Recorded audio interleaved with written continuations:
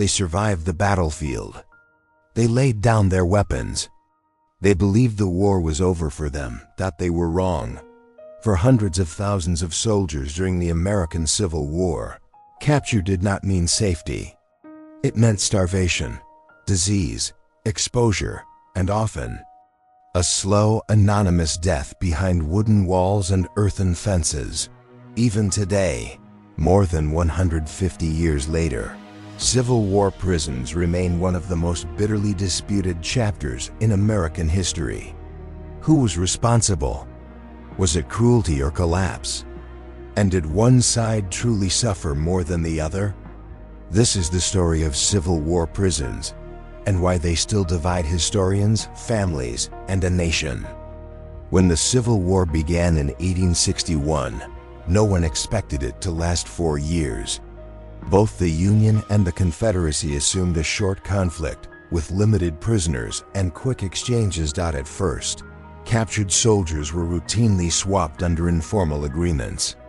But as the war intensified, those exchanges collapsed. Battles grew larger. Armies swelled into the hundreds of thousands. And suddenly, both sides were faced with a problem they were completely unprepared for. What do you do with tens of thousands of enemy soldiers when you can barely feed your own? Prison camps were thrown together hastily, often nothing more than open fields surrounded by fences. There were no international standards, no humanitarian oversight, and very little planning. The result was catastrophe. Civil War prisons changed how future wars were fought. They influenced international laws on prisoners of war, the creation of humanitarian standards, and later conventions designed to prevent this kind of mass suffering. But memory remains divided. For some, Civil War prisons are symbols of intentional cruelty. For others, they represent a nation tearing itself apart beyond its ability to care for its own people. The controversy endures because it forces us to confront an uncomfortable reality.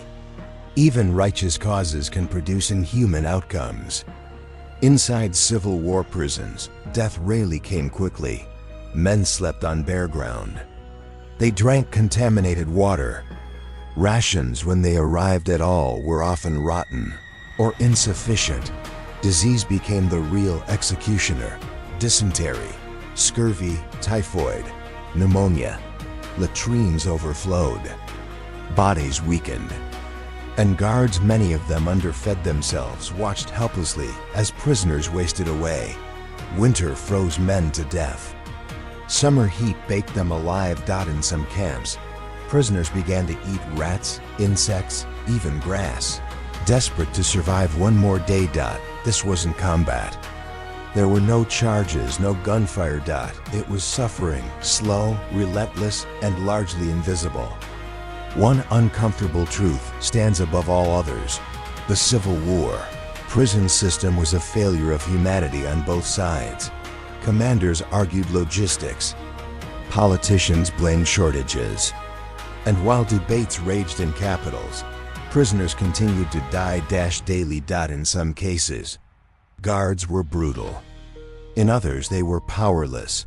But the system itself treated captured soldiers as problems to be contained, not lives to be protected. After the war, only one major prison official was executed for war crimes, an act that satisfied some, but left many questions unanswered, because accountability was selective and suffering was widespread.